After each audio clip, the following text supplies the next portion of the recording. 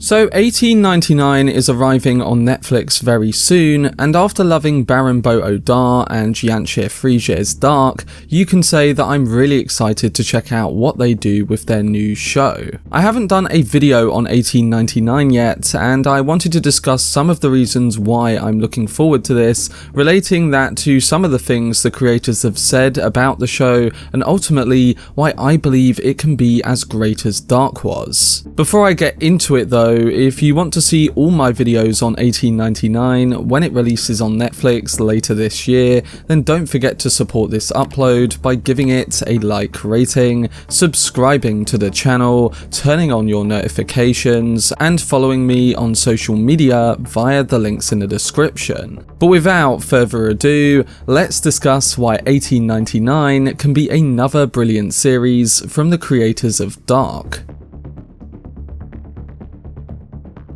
So after Dark spanned a worldwide following for its mind-bending time travel and narrative knots, 1899 is set to become another closely followed show in whole new genres. The success of Dark showed that Baran Odar and Jantje Friese could create a show that would be told the way they wanted it to, fully creator-driven with 3 tightly knit seasons. In a recent interview with Entertainment Weekly, Friese said, "There was a huge pressure because first of all, we never expected that kind of success, and then it grew season for season. And then after the 3rd season of Dark, there was this huge pressure on our shoulders because everyone has expectations and everyone kind of either wants to go on the same ride or kind of the same ride." From the other side of things, Odar added, "It was really nice that Dark was so well received, especially because it is a very weird, complex show in general. And it helped us see that we could trust our instincts and there are people out there that are actually interested in our voice and what we have to say and how we tell stories." So there's both a pressure to make this a second success story after Dark, but then there's also the excitement that the showrunners can use their signature traits once again in a compelling way, this time for a whole new story. In fact, one of the reasons that excites me about Odar and Friese's work going forward is that they are being tipped as showrunners who may focus on different genres with each project, similar to a film auteur like say Christopher Nolan, Denis Villeneuve, or Alex Garland when it comes to the big screen. A creator who can apply their style to a completely different story or genre, informing you as a consistent viewer that you are clearly watching their artistic vision. For the TV realm, we have a creator like Vince Gilligan who has shown that with the Breaking Bad universe, alongside all of the other co-creators and writers, that they can maintain a visual and storytelling aesthetic that's present even in a different kind of show.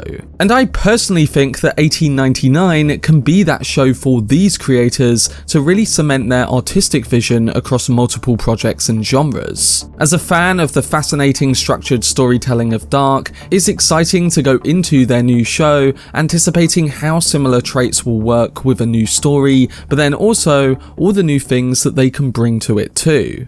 And that brings me onto another point. While we know very little about the plot of 1899, what we do know suggests that when we start it, it's going to be really interesting. 1899, which follows the multicultural passengers of a migrant steamship heading west to leave the old continent, is a journey that takes an unexpected turn when those on board discover that another migrant ship is adrift on the open sea. The synopsis states that what they will find turns their passage to the promised land into a horrifying nightmare. When it comes to similarities to Dark, the current trailers and posters have revealed cryptic clues, symbols, and melancholic imagery that fans of the previous show will instantly recognize. But then things get more fascinating because according to the showrunners, and as suggested before with my auteur discussion, this new show is being dipped into multiple genres, creating a unique structure from the outset. Originally, we thought that the show was a horror series, but co-creator Friese said in an interview, "I would say it's a drama mystery show, or maybe a mystery thriller. I mean, we're always mixing interesting genres, but the DNA is not per se a horror show. On top of that, Odar states that it's going to include a very interesting weird theme. There's definitely a core theme at the center of 1899 as well, and it's basically looking at that core theme through a narrative, but it's not time travel. There is a lot in the DNA that is kind of close to Dark in terms of the puzzle and needing an engaged active audience, but there are also things that are quite different in terms of atmosphere and tonality, but also pacing and more actiony stuff happening too. So it is truly a beast of its own, but shares a lot of the same maybe mechanisms as Dark does. Hopefully it feels like something really fresh and new, while still being exactly what Dark fans would like to watch. Finally, Odar commented, "We do love to play with genres and expectations. I think you have to watch carefully because every little piece means something." Now, before I get into those aspects of 1899's central theme and mysteries, first, it's time to discuss the sponsor of today's video, which will help those of you who are fans of great Netflix shows like Dark get the safe access you desire. Atlas VPN. Developed by IT and cybersecurity specialists, Atlas VPN makes the internet accessible and provides security for everyone. And they are providing the best VPN deal in the market right now with a huge discount on their services, meaning that you can enjoy the most affordable online protection for 3 years for just $1.99 a month, and it includes a 30-day money-back guarantee. Atlas VPN is a digital tool that encrypts your data and hides your location whenever you're surfing the web. When you connect to the Atlas VPN servers, both your IP address and DNS are hidden, meaning that your information is safe. With Atlas VPN, you can search the web with real and organic search results and do so with total privacy. And using Atlas is also incredibly easy. Having used it myself, the interface is simple to get around with a ton of great features, such as a data breach monitor that allows you to see who has used information like your email address in online scams, and it further prevents ads and malware. It's a brilliant way of checking whether you are safe online, and then from that gathered information, you can change your details and passwords accordingly. And it's not just privacy that Atlas VPN gives you, because you can save money while shopping online with it providing the best deals for online subscriptions, such as with Netflix, Amazon Prime, and all your other favorite streaming sites. Most of all, many of you guys who follow the channel continuously ask me how you can watch something that hasn't released in your location yet. Well, Atlas VPN allows you to change your digital location to watch a film or TV show that isn't available in your country. So if you wanted to watch something on Netflix in another region, all you have to do is open the Atlas VPN system, change your location, refresh your browser, and there you have it. With over 6 million users already signed up, it's the right time to get Atlas VPN, and you can further get a huge discount on top of this too. If you go to the link in the description or the pinned comment, you will be able to get Atlas VPN for 82% off, meaning a 3-year subscription for $1.99 a month. Time is running out, so get the best VPN deal now with a 3-year subscription to Atlas VPN, supported on every device with a free 30-day money-back guarantee. But thank you again to Atlas VPN for sponsoring today's video.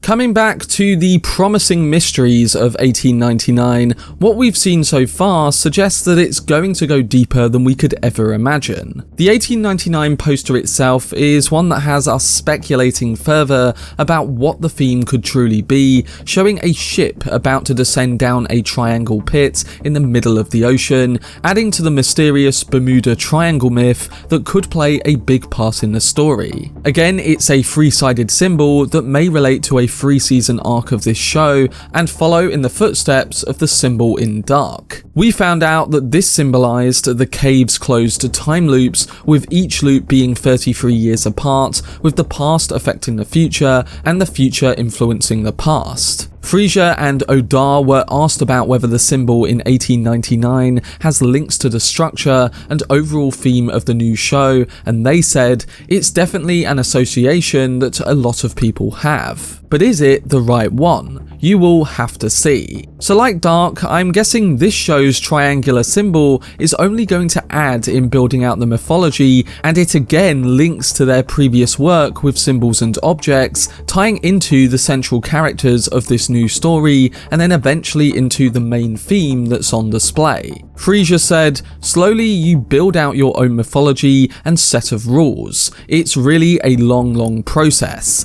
And that's the same here again, now with the pattern pyramid and the triangles. It's all rooted in one core idea, and then you try to find ways to incorporate it throughout the story. All of this stuff just adds to the reasons to be excited, further expanding on my point about auteurs from before, showing that the artists are truly behind most of the intricate details and construct their importance when it comes to the story they are telling. We've seen how successful auteurs have kept signature trademarks across all of their work, while still understanding that a new project has to be different and excel based on its own merits. They know what the audience loves, what they love making, but they also know what drives them artistically with each varying project. And that to me is probably the main reason why I'm looking forward to this show as much as I am. It shows that they are behind it rather than the influence of committee, which we see in many big projects today. And don't get me wrong, this still could all backfire and the story might be light in comparison to a great show like Dark, but on that point, we'll just have to wait and see. But when it does come to excitement going in, and what we already know about the complex formula they wish to employ once again, I can't help but expect another great narrative from the creators behind one of the most brilliant shows in recent memory. Now, we've talked about the anticipation surrounding a show from television auteurs who connect everything they put on screen, but a lot of that isn't possible without both a talented cast or efforts from behind the camera to make something as visually stunning as the work we've seen from them. Starting with the cast, another element of the series that has me looking forward to its importance is that unlike Dark, 1899 would not entirely be in German, nor would it be in any single language. Odar said, "We do love challenges, and we wanted to do a multilingual show that you treat all of these different cultures with respect, and you don't just do it in English or whatever language and just pretend that they're all from these different cultures. We wanted to have this beautiful mix of voices and languages." According to the creators, the scripts of 1899 include English, Cantonese, Danish, and many more languages, and then apparently they wrote the scripts in English, and then writers and translators advised on the parts that needed to be in other languages. Language assistants and phonic scripts also helped them direct scenes in a way that nothing was lost in translating these moments. And it benefited them to have a talented international cast, including a returning Dark member, Emily Beecham, Honorin Bernard, who you may also recognise from Dunkirk, alongside many more. I'm guessing that this multilingual backdrop will probably also link into the developed theme and mysteries of this show, especially when you've got a story functioning on a group of international migrants coming in contact with mysterious figures in the open sea. But overall, it's what only extends the level of detail these television creators aim to produce, and that is far from average. They want to raise the bar narratively, thematically, and then also technically. And when it comes to addressing that technical point, I think what we've seen so far from the behind-the-scenes production on 1899 is nothing short of mind-blowing. According to the creators, 1899's filming was done in a newly custom-built virtual production stage known as the Volume. It's the biggest LED volume stage of its kind in Europe, giving the directors and crew the ability to produce complex visual effects in camera using virtual sets and locations, rather than the dreaded green screens we get in a lot of big productions today. We saw this volume technology used in shows like The Mandalorian, and when it comes to feature films, we've seen it being used on The Batman, which I've talked about a lot on the channel before, and also a personal favourite of mine with 2013's Oblivion. These examples look brilliant with this volume technology, and it helps to limit the use of green screens, which typically takes viewers out of the authentic experience because you have to realistically provide authentic lighting and composed backgrounds that fit that environment. It's almost impossible to do that well with green screens, but the volume technology solves a lot of those problems,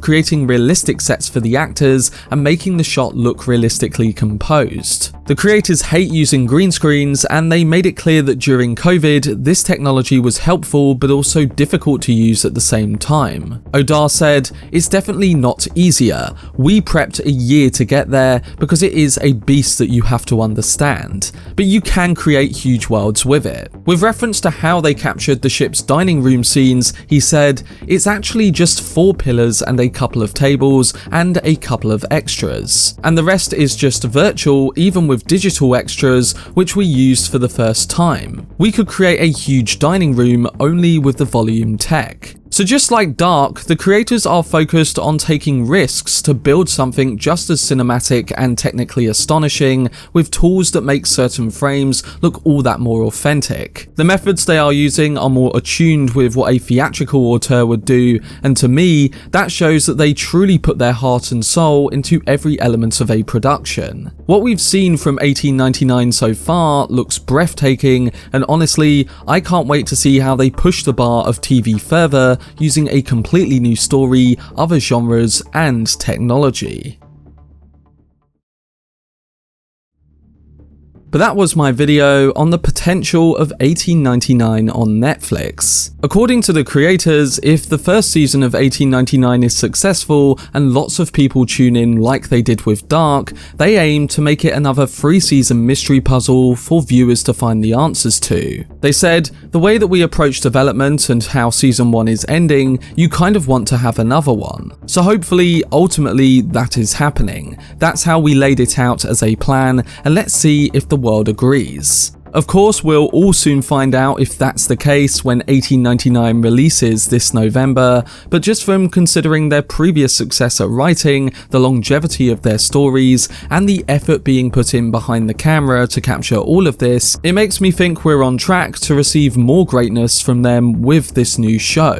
We'll have to see, but to those who've seen Dark or the trailers for 1899, what are your thoughts on the upcoming series, and are you excited for this brand new story from Odar and Friese?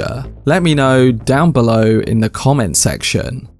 For more videos on Netflix's 1899 when it releases this November, then subscribe to the channel and turn on your notifications. Also, if you enjoyed this video, remember to leave a like rating and follow me on social media via the links in the description. But anyway, I hope you guys enjoyed it. I've been Cortex, and as always, make some noise.